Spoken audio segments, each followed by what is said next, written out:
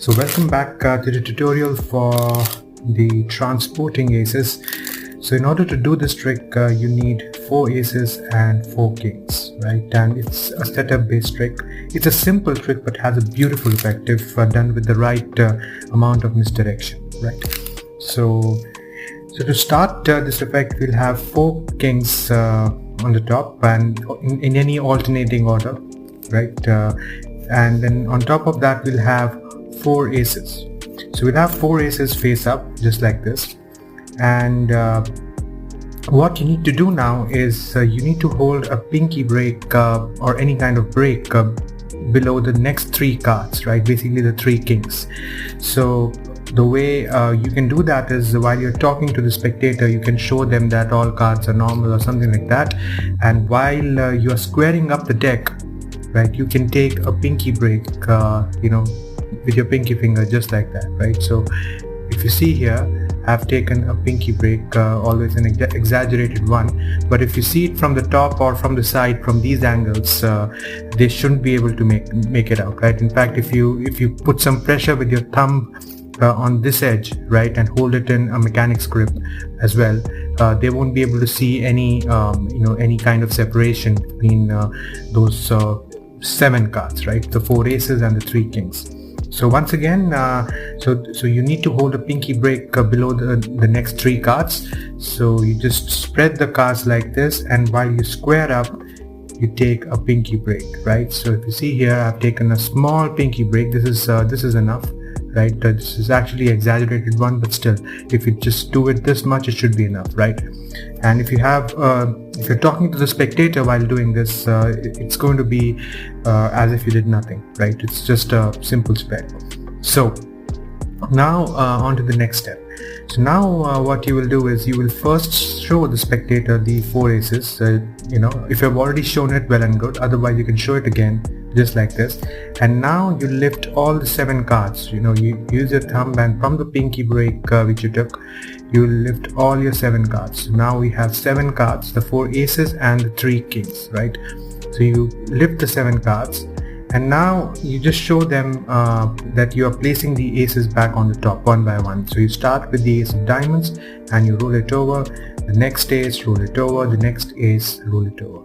And now for the last ace, right? Now at this point you will have 4 cards. You'll have 3 kings and the final ace, but you'll have it well hidden with the help of these fingers right here, right? So the number of cards will be well hidden, and from the spectator's point of view, he can only see 1 ace here. So what you do now is you just place all these cards on the top as it is, right? So it would seem like you're just placing the final ace on the top, but you placed the final ace and the 3 kings, right? The 3 kings. So if you've done this correctly, the final step here is to just roll, turn over the top card, the top ace back, right? So now you have this situation where you have 1 ace, 3 kings, and the other aces and the kings, right? So now what you need to do is you need to pick up 5 cards, right? Total 5 cards, which will be 2 aces and 3 kings between those 2 aces, right? These 5 cards. So the way you can do it is that you can explain to the spectator that you're going to create 3 piles, and while you're doing that, you can go ahead and maybe just take a break below these 5 cards, the same way as we did for the in the beginning when we took a break below the 7 cards. This time it's going to be 5 cards, right? And now what you do is you lift these 5 cards and just keep it face up.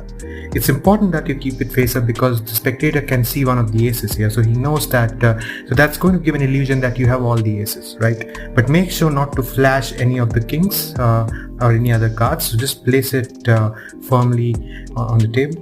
And now the next step is to create 4 piles. So to do this, we'll divide this deck into 2 halves, 2 almost equal halves. Then you take from the first pile, you take half of that pile, and place it next to this pile, and then you do the same thing for the second pile, right? So if you remember, all your cards are here, right? You have the 2 aces, and along with 2 aces, you have you have 1 king. You have just 1 king because you have 3 kings in this pile here. So you have 1 king and 2 aces in the last pile. So now what you do is Again, as a misdirection, if you want, you can just take the top ace and put this below, just like that. Shouldn't be a problem. Okay, at this point I won't recommend showing any more aces. You can just put this at the bottom, and now just go ahead and place the first ace and the second ace, right? The two cards actually. So you're placing the two cards, and the spectator might think that you are placing the aces, but actually you're placing the two kings, right? Because you have all the kings at the top now and only the two aces at the bottom, right? But now what you do is now you can show the two aces. So what I do for this is I just slide the bottom card just like this. You can just easily slide the bottom card with help of your fingers, right? And then just show these two cards just like this, that you have these two aces with you, right? And then you put these back. Make sure to square these up and not show or flash any of the third card, right? So you just firmly put this together, and now you place the final king on the third pile, and then the two cards, the two aces together on the final pile. So if you've done this process correctly, you should have all the four aces along with one king, in the last pile, and that's where that's what you want, right?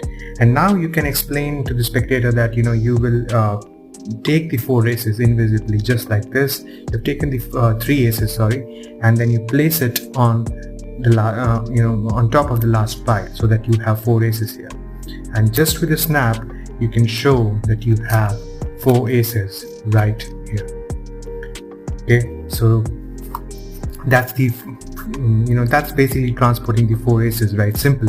But now there is another good ending here, because the spectator won't be anticipating this. So you go, so you just say that, okay, that's not where it ends. We have the four aces, but if I just give a snap, I cut to the four kings as well, right?